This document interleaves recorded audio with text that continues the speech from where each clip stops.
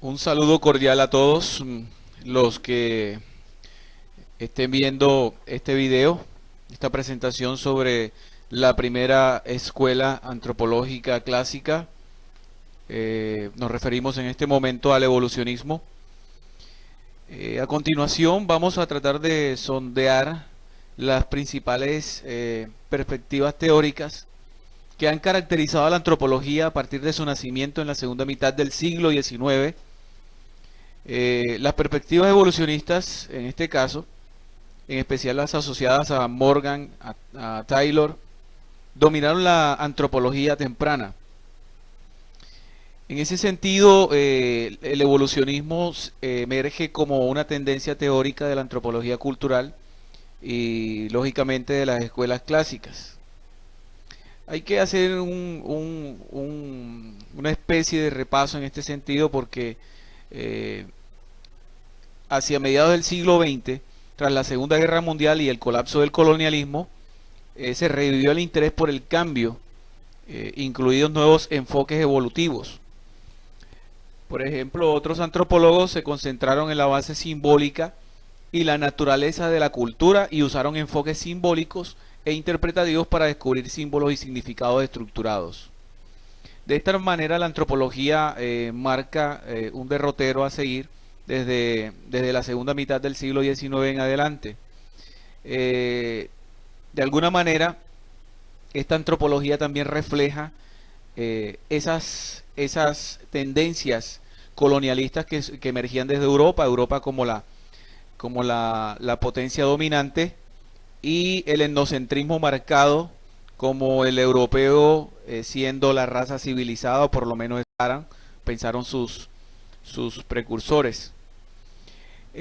Como introducción, por ejemplo, tenemos que el evolucionismo es una tendencia predominante en el pensamiento antropológico del siglo XIX, ya sea en aquellos estudiosos que a través del análisis inductivo constataban el cambio de formas, como en los que presuponían la evolución como hipótesis de trabajo a través del método hipotético deductivo.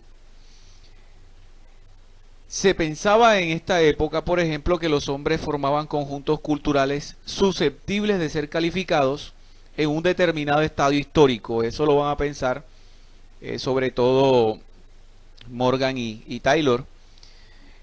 Para los antropólogos del siglo XIX, todos los hombres forman conjuntos culturales pues susceptibles de ser clasificados en un determinado estadio histórico. Es decir, que todas las culturas son explicables por la historia, el medio homogéneo, el lugar donde se desarrollan en su contexto. Según esta concepción, entonces la humanidad habría evolucionado por estadios a partir del estadio primitivo. Es lo que se plantea desde acá.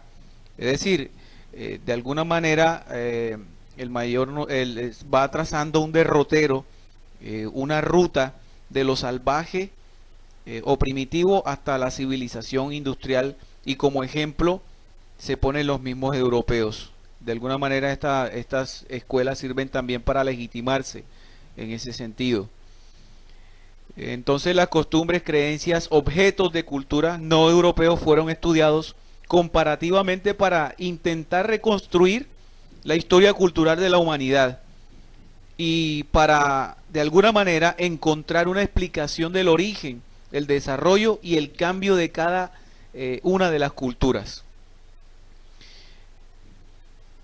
Estos estadios entonces y transformaciones son de obligatorio paso para alcanzar la civilización, según según lo que se va a estipular por parte de los evolucionistas. Eh, a grandes rasgos entonces el evolucionismo determina de alguna manera tres estadios en el proceso evolutivo humano. Y a partir de esos estadios, que es el salvajismo, la barbarie y la civilización, entonces se plantean unos postulados que son los que vamos a establecer aquí y a explicar. El primer postulado entonces es la unidad psíquica y biológica de la especie humana.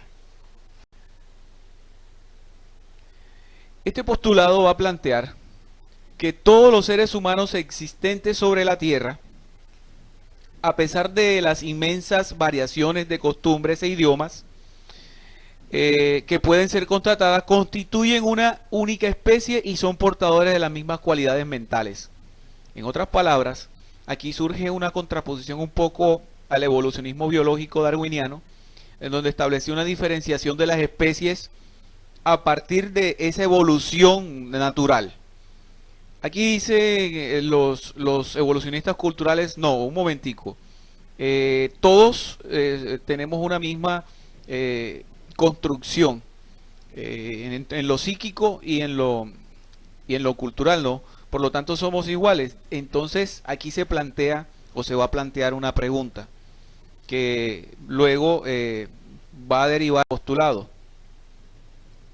Ese segundo postulado viene a ser la trayectoria unilineal de la evolución. Resulta que todos los grupos humanos, sin excepción, transitan el mismo camino, y aunque algunos lo hayan hecho más rápido que los otros, pero todos llegarían a la misma fase de evolución tarde que temprano. Por tanto, ningún grupo podría por sí mismo saltarse una etapa ni recorrer una trayectoria diferente. Eso es lo que van a plantear entonces los evolucionistas. En ese sentido, este tipo de evolucionismo lineal resultó ser la base teórica justificativa del etnocentrismo europeo, que como pues ya se ha señalado, estima que el conjunto de la humanidad tiende hacia un régimen cultural único, y en consecuencia todo lo que difiera de la civilización occidental es anterior o inferior.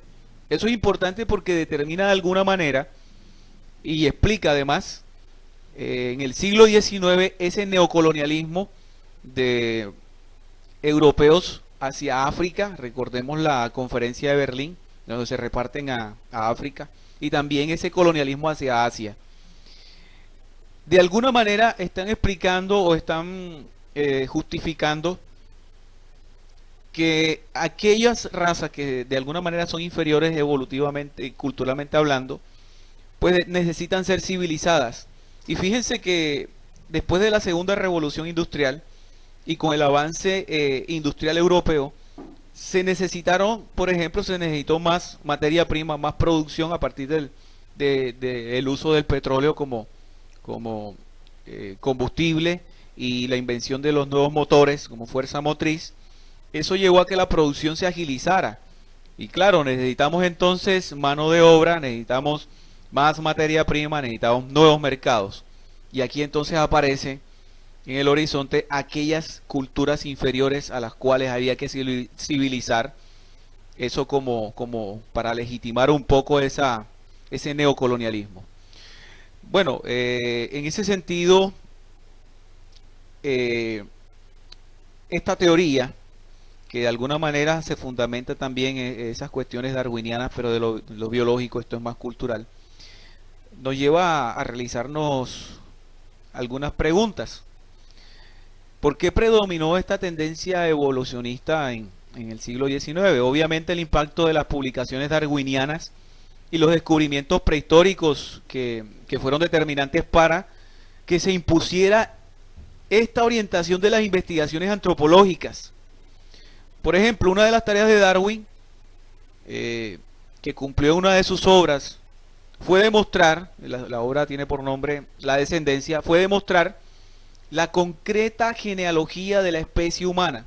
Es decir, que el hombre es un producto de variaciones tanto en su estructura biológica como en sus facultades mentales.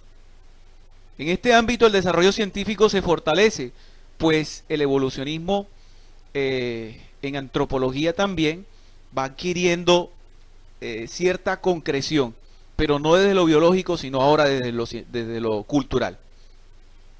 Entonces aparecen esas tres etapas: el salvajismo, la barbarie y la civilización. Y entonces fíjense que aquí aparecería como resultado un tercer postulado: la variación o diversidad de las culturas.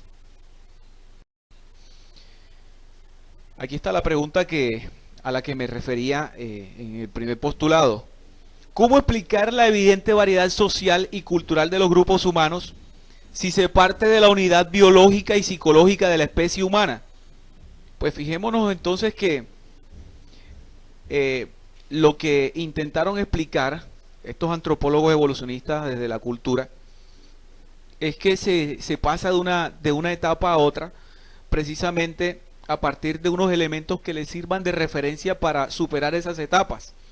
Es lo que en un siguiente postulado se llamará las invenciones independientes. Entonces, por ejemplo, en el salvajismo, que está dividido en tres etapas o subetapas, inferior, medio y superior, y asimismo con barbarie, cada una de esas subetapas va a tener un elemento determinante, una invención propia que va a marcar el paso hacia otra etapa. Entonces tenemos que en la época del salvajismo podríamos tener a una sociedad nómade. En la etapa inferior se dedicaban a la recolección y que posteriormente en la etapa media van a descubrir el fuego y la pesca, ¿no? Posteriormente en una etapa superior van a fabricar arco y flecha, lo que les permitiría mejor uso y razonable lógicamente de recursos que no tenían para dedicarse a la caza. En la barbarie entonces asistimos a un nuevo periodo del neolítico, el salvajismo del paleolítico.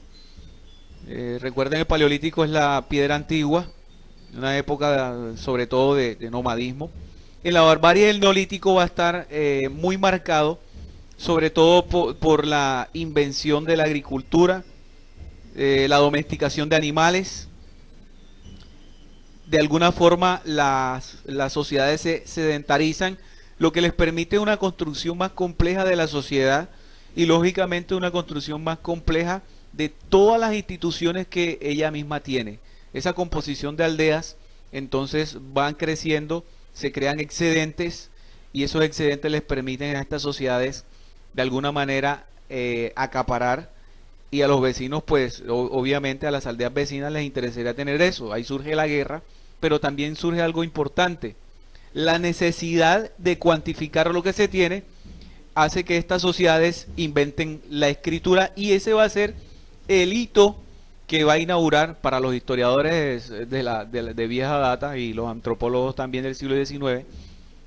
Para ellos la invención de la escritura es lo que inaugura lo que se llama la civilización. Ya esas concepciones lógicamente están mandadas a recoger. Hoy no hablamos de prehistoria como la época antes de la invención de la escritura, ahora hablamos de la época de las sociedades primitivas, porque de alguna manera, si no había escritura, esas sociedades tenían alguna serie de elementos, vestigios que podrían utilizarse para estudiarlas también, no necesariamente la escritura, y la historia no solamente se podría estudiar a partir de los elementos escriturales. Tenemos sociedades ágrafas que bien se pudieron estudiar a partir de pintura rupestre o elementos materiales.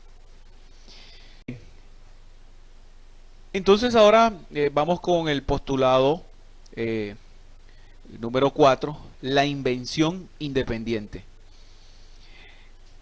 Y aquí entonces establecemos conexión con el anterior en la medida en que esos elementos de invención por cada una de esas etapas para transitar por ese evolucionismo unilineal de la cual hablan estos antropólogos culturales, va a decir que todos los grupos humanos inventan o descubren por sí mismos en el momento adecuado las técnicas, prácticas, relaciones, costumbres, ideas, etcétera, para entonces poder pasar de una etapa evolutiva a otra. En ese sentido, por ejemplo, encontramos que en la antigüedad, o más bien en cada una de estas etapas que hemos tratado de analizar, desde el salvajismo hasta la civilización, siempre encontramos unos elementos característicos que determinan un paso de una etapa hacia la otra etapa. Y esos elementos característicos son esas invenciones. Y esas invenciones son las que dan cuenta o determinan precisamente esos pasos. Y estos antropólogos culturales como Morgan y Taylor van a fundamentar con esas evidencias de que solamente por esa vía se podría evolucionar, culturalmente hablando. Por último, un quinto postulado, que son las sociedades como sistemas naturales que tienen un curso necesario de desarrollo. En este momento estamos mirando que la evolución, como el paso de formas más simples a unas más complejas, de lo indiferenciado a lo diferenciado, de lo homogéneo a lo heterogéneo, me está indicando que todas las sociedades comienzan con un sistema mínimo evolutivo que permite ir caminando paso a paso por esa evolución unilineal de la cual nos están hablando estos autores. De alguna manera, se empezó entonces con una sociedad, o con hordas quizá, cavernícolas, recolectoras, y que con el tiempo fueron complejizando a las sociedades y las civilizaciones que posteriormente conformaron. Entonces pasamos de un arco y una flecha a armas de destrucción masiva, por ejemplo. La comparación es cruel, pero es necesaria. Vamos a mirar los representantes básicos del evolucionismo, la escuela del evolucionismo. Entonces tenemos en primera medida a Edward Taylor. El periodo en el cual establecemos el concurso de Taylor está entre 1832 y 1917 y fue uno de los principales representantes del evolucionismo cultural de origen inglés. Tenemos unas concepciones básicas de Taylor. Por ejemplo, utiliza el concepto de supervivencia, que permite comprobar según él las formas culturales que se conservan en algunas sociedades, aún después de haberse extinguido o modificado en los grupos que la produjeron. Mediante este estudio, buscando rastros de elementos culturales que superviven, nos podemos remontar a la comprensión histórica de periodos primitivos de la humanidad, por ejemplo, considerando los distintos niveles del desarrollo humano. Para él el método positivo es necesario en la elaboración científica de la historia de las culturas, y su modelo de estudio va a ser de las ciencias naturales.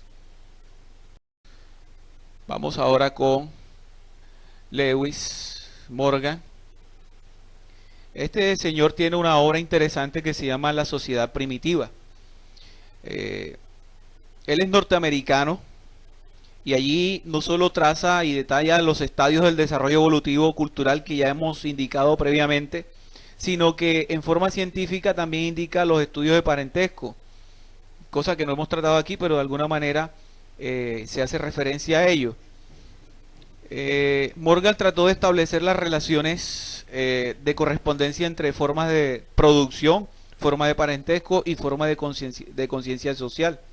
De alguna manera también caracterizó la evolución de la humanidad por la aparición y desarrollo de sociedades sin clases y sociedades de clases dominadas por el Estado.